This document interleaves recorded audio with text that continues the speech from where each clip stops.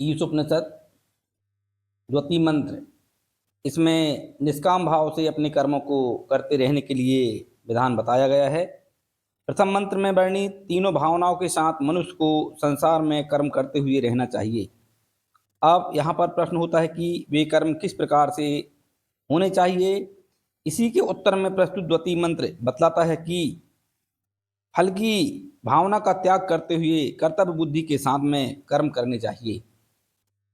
कहते हैं, कुर्वन्नेवेह कर्माणि जिजीविषेत् शतं समाः एवं त्वयि न अन्यथेतो अस्ति न कर्म लिप्यते नरे।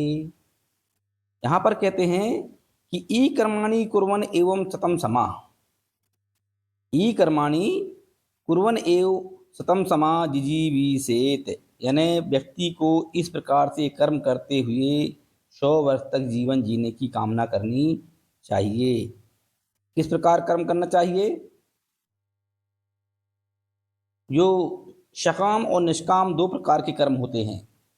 व्यक्ति को निष्काम भाव से काम करते हुए और 100 वर्ष की आयु जीने की कामना करना चाहिए। एवं त्वयि नरे कर्मणा लिप्यते, और जो व्यक्ति इस प्रकार से निष्काम भाव से कर्म करता है वह कभी भी कर्म के बंधन में नहीं बंधता है।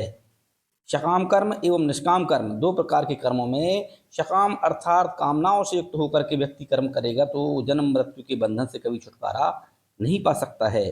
परंतु यदि वही व्यक्ति निष्काम भाव से कर्म करता है तो उसको कर्म के बंधन से मुक्ति मिलेगी और कभी भी वह कर्मों के बंधनों में नहीं बंध सकता है। ना कर्म लिप्यते नरे, अर्थात कोई भी मनुष्य इस प्रकार से निष्काम भाव से जब कर्म करता है तो कर्म के बंधन में नहीं बनता है।